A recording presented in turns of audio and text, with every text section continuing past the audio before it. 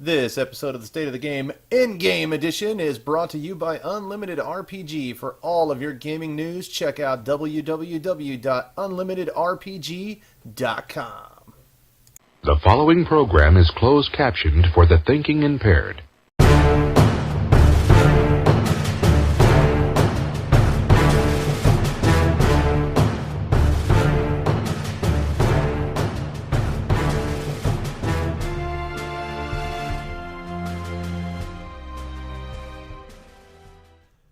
Hey everybody, it's ye old Dungeon Master Brandon Calloway here with the State of the Game podcast here on our sister podcast, the State of the Game in-game edition. On the in-game edition, we are going to talk about some of the things that happen in my game. I am currently running two separate campaigns, 12 people in total. My group one with 6 people is running the Dungeons & Dragons 5th edition module called the Rise of Tiamat. And the other group, group 2, who is also 6 players strong, is running the Dungeons & Dragons 5th edition rule set, and they are using the module called Out of the Abyss. Both are having a great time. Later in the podcast, we are going to have a sit-down discussion. Our last session that wrapped up saw a death of one of the players in Group 2. Unfortunately, she is also the youngest and is the first one to actually die in Group 2. So we'll sit down and talk to them about their thoughts on the death of our little Echo and their thoughts on the session as a whole. But what I would like to do first is I would like to share some knowledge. I have gotten a lot of questions from people who are wanting to start their own campaigns and start running games and become a dungeon master. Questions on advice, like, how do I run a successful game and what do I do? Well, I thought, I might as well come out here and on the first episode of the in-game edition and just give some advice for brand new dungeon masters and existing dungeon masters alike. I've scoured the internet, even though I really shouldn't have had to, on some advice from other dungeon masters out there. So with all of this and all of the experience that I have and all of the digging around on the internet that I did, I think I've come up with a pretty comprehensive list of 7 things that will make you very successful as a dungeon master. Number 1, and most importantly, is Wheaton's Law: don't be a dick.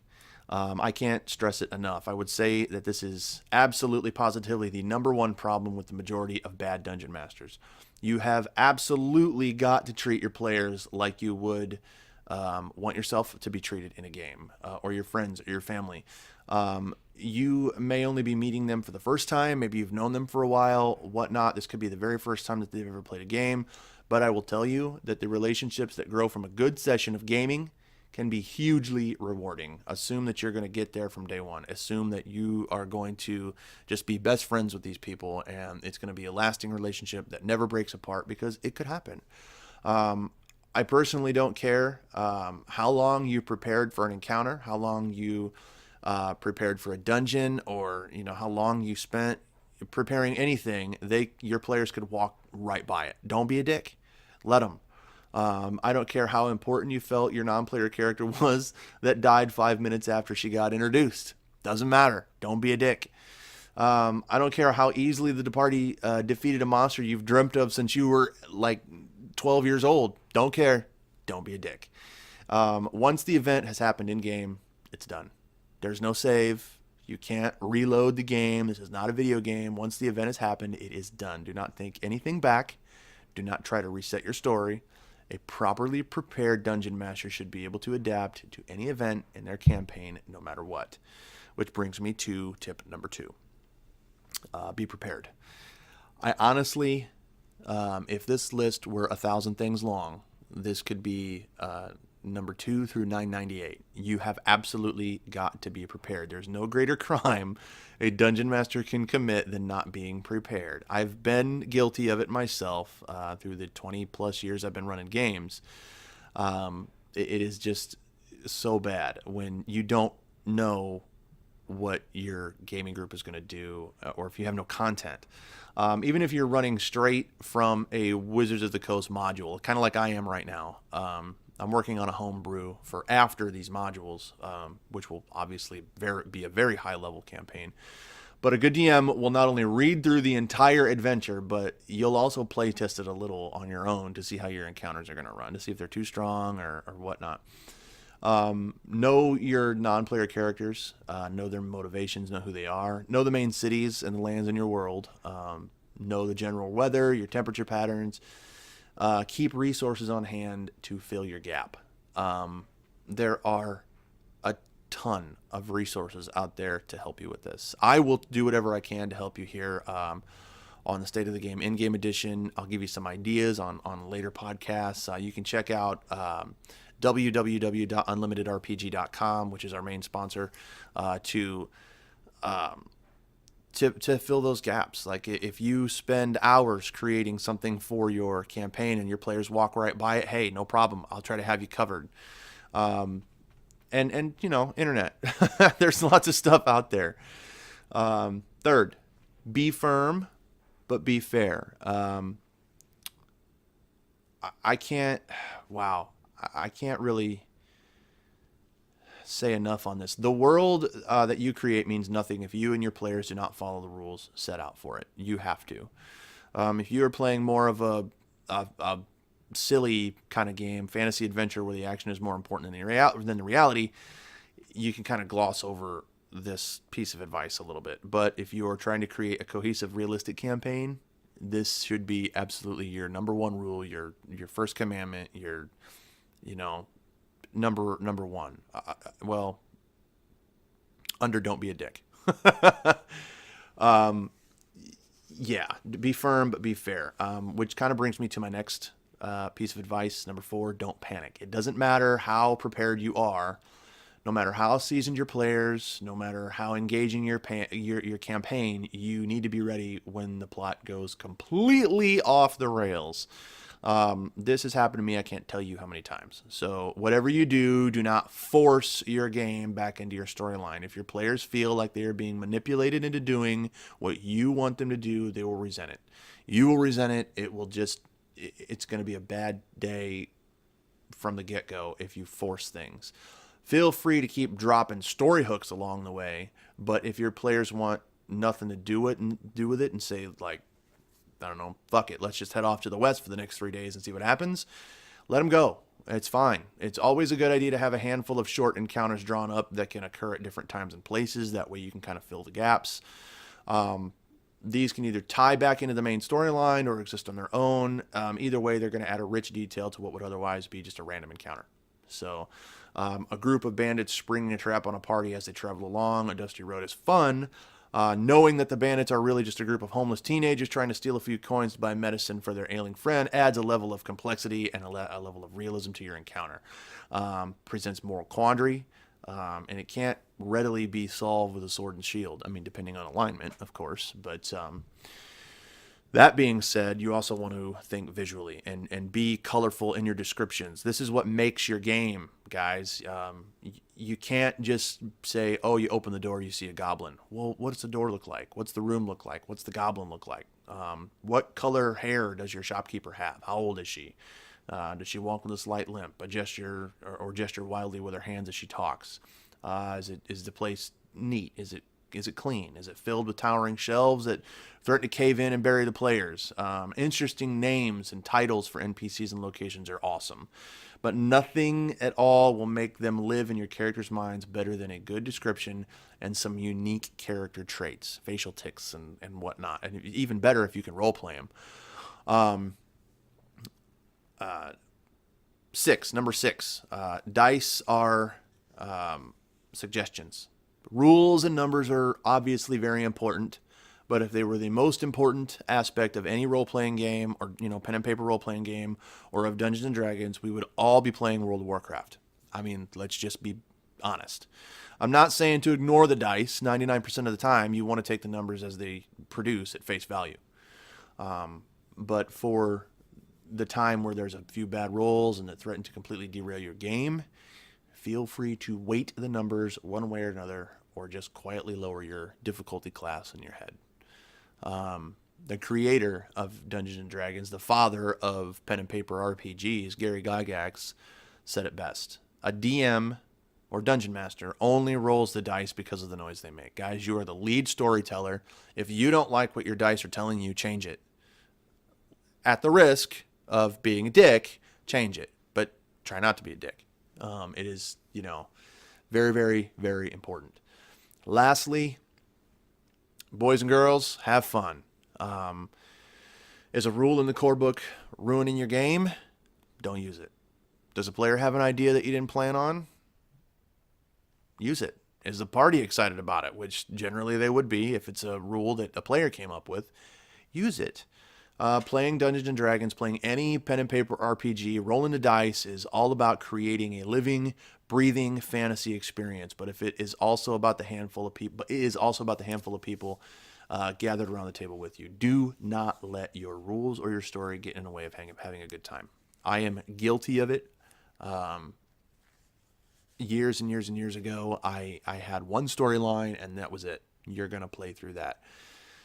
Well, over the years, over the decades, don't make your players do something. They've come together around your table to have a great time. You're there to have a good time with them. And it's even okay if your game breaks off and you end up talking about TV shows for 2 hours. It happens. You guys are there for a social interaction. You're there to have fun. Your game is what brought you to the table. Don't be a dick. Wheaton's Law. All right. That's going to be it for my advice. You can check out the website, www.unlimitedrpg.com, for more advice, for more tools about running your games, for the gap fillers that may come up if your party decides to completely take a right angle on you and go way off the storyline that you wanted them to. I'll have some stuff up there for you guys to be able to fill those gaps with. We're going to take a break, but coming up real quick, we're going to be coming back into the podcast with the interview with my group 2, 6 players in total. Actually 5 players that night because Cormac, our half-orc barbarian, was not unfortunately there. But we're going to come back with all those. We're going to discuss our last session and the demise of one of our characters. I will say that we recorded that interview with an area mic, so the sound quality is a little bit different. But if you have any questions or if you'd like to comment, once again, check us out, www.unlimitedrpg.com, or you can send us an email at myrpgaming@gmail.com. We'll be right back.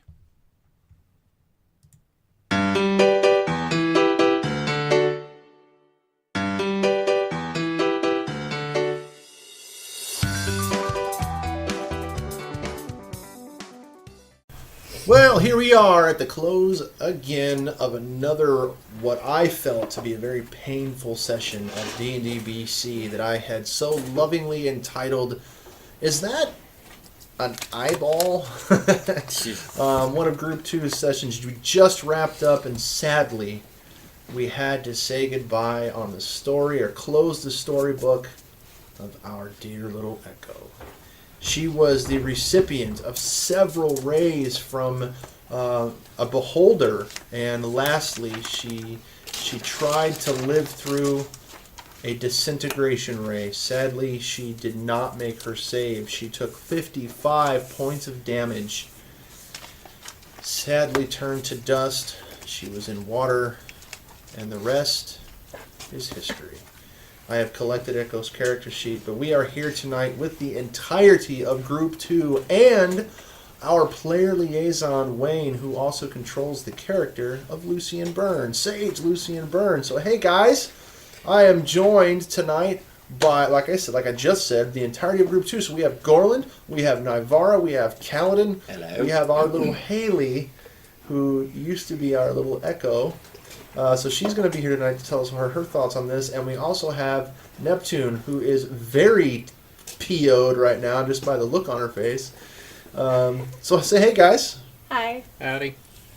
So Hello. it has been a very, very trying time. So here we are in the State of the Game in-game edition. You guys are going to be the first ones to actually talk as a group on the State of the Game in-game edition podcast. So tell me, your guys' encounter tonight basically was the entire session.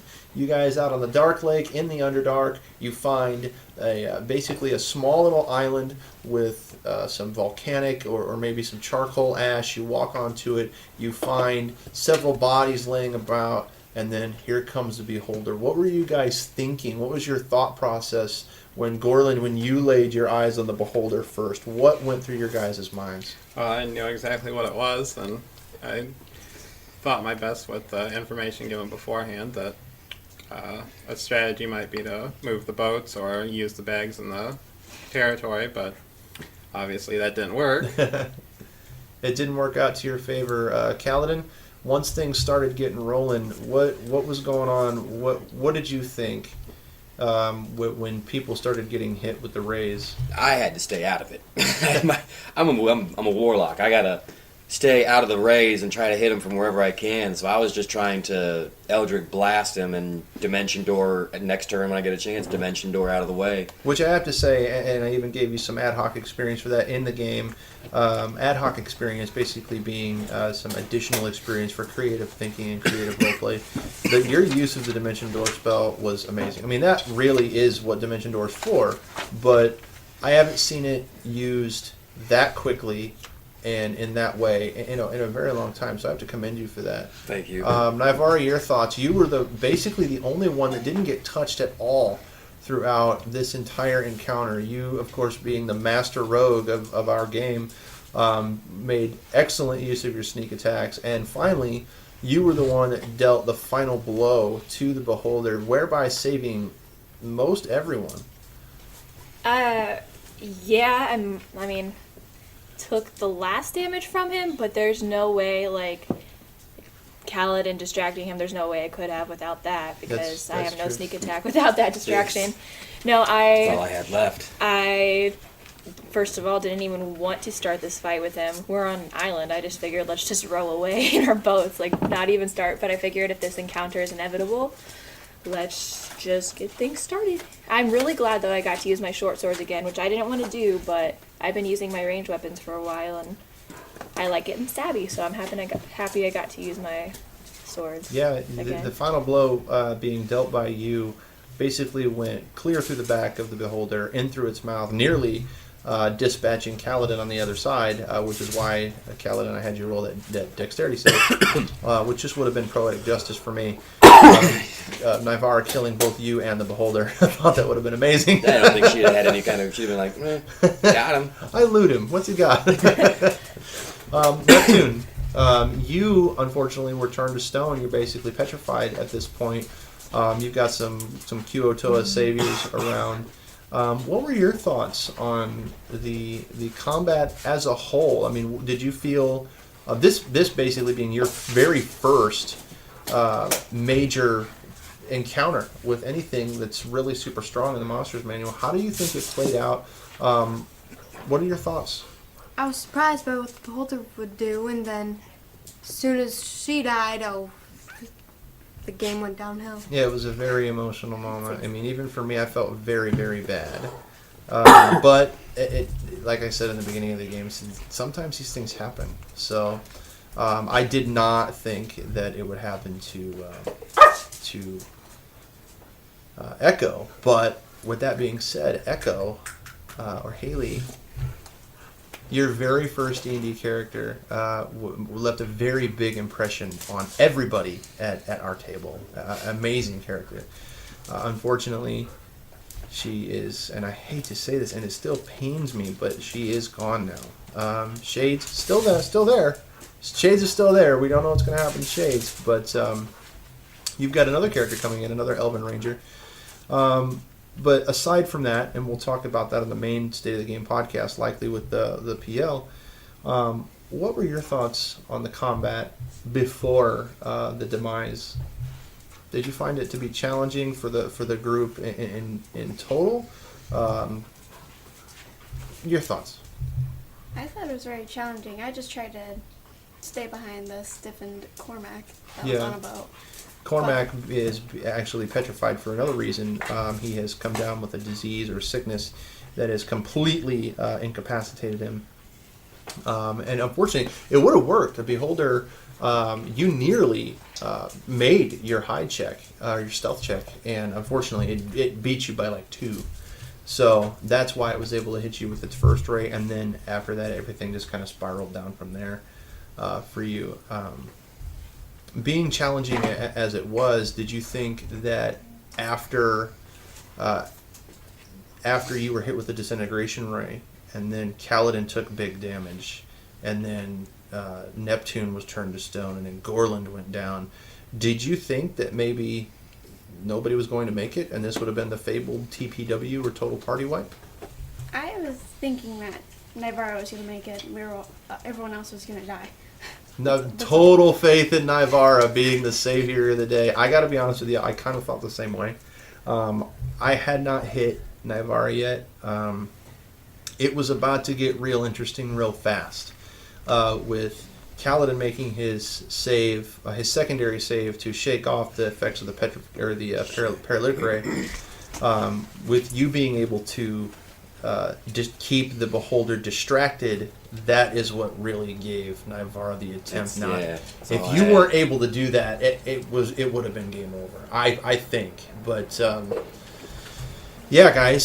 So open table here, open forum. What do you guys think of this session as a whole tonight? Please discuss.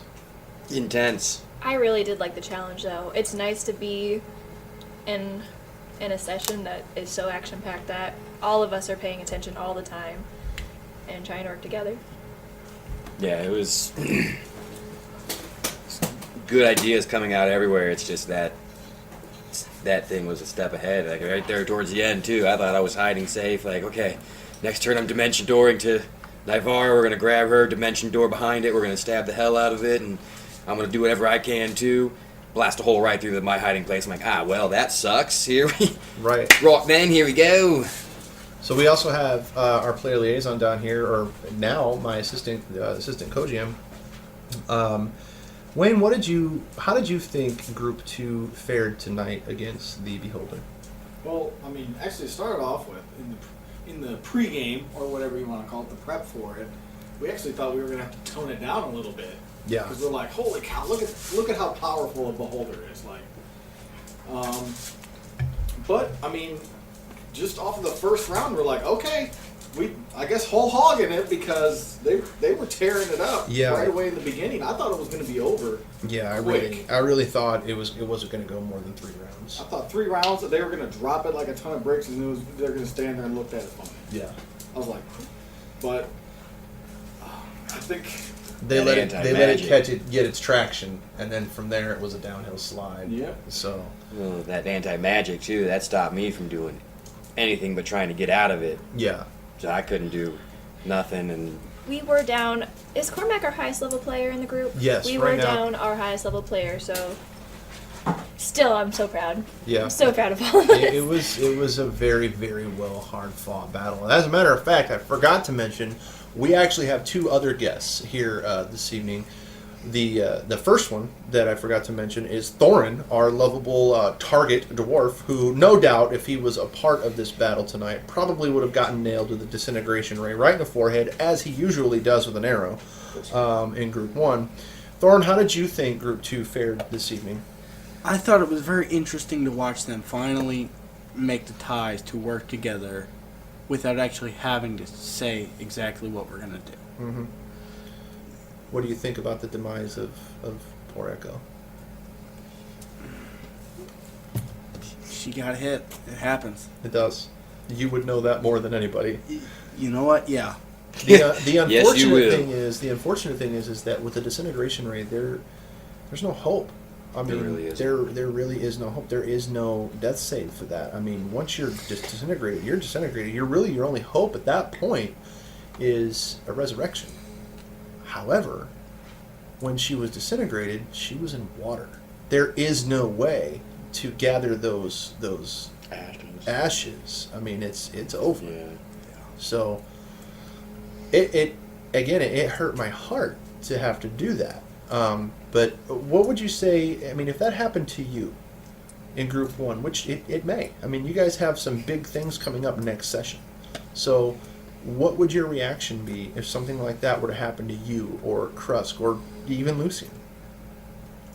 Yeah, I don't think I'd be mad if it was me or anybody Lucian, else. Yo, fuck. Lucy and I might be a little upset. He is our way home, but I don't want to walk all the way home from the CFIC Endless Eyes. Right. But other than that, I don't think I'd really be upset.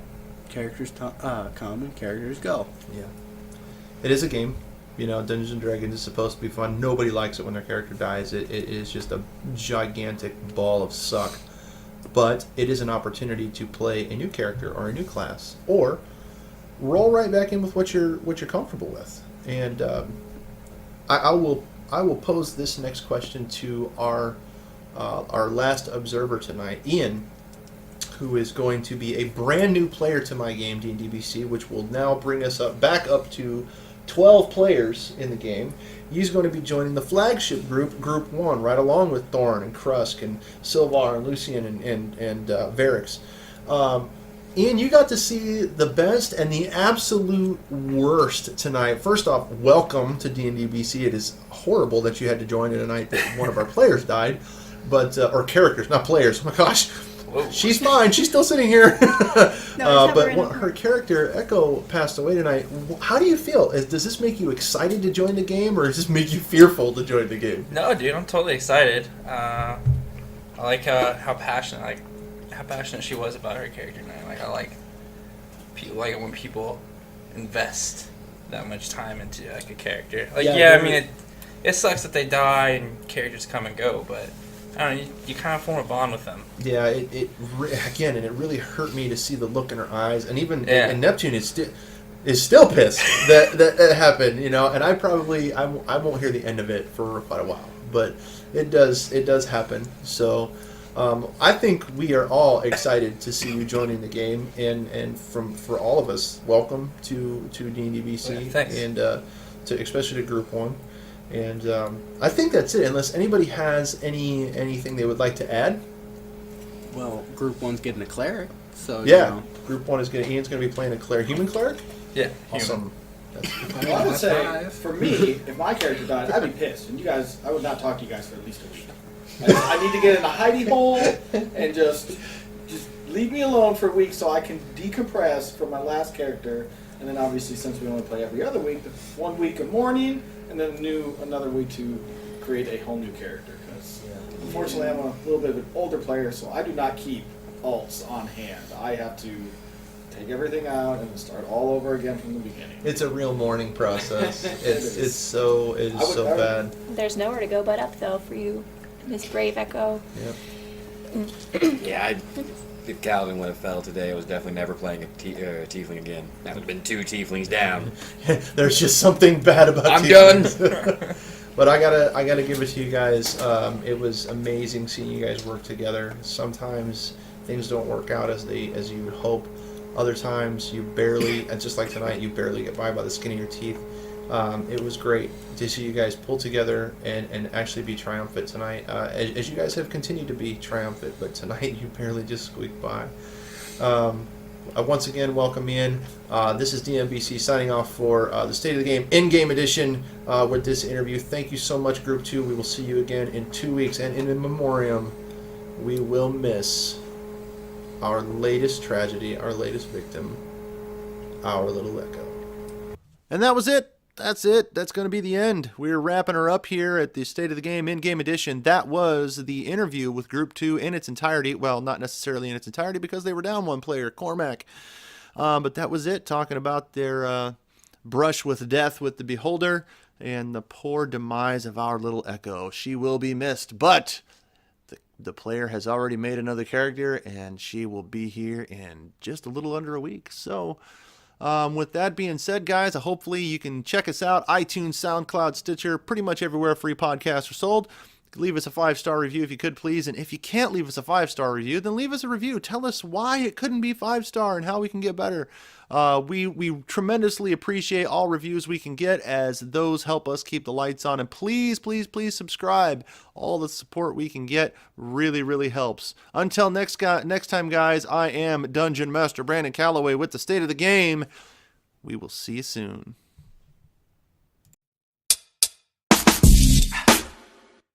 This episode of the State of the Game in-game edition was brought to you by Unlimited RPG. For all of your gaming news, check out www.unlimitedrpg.com.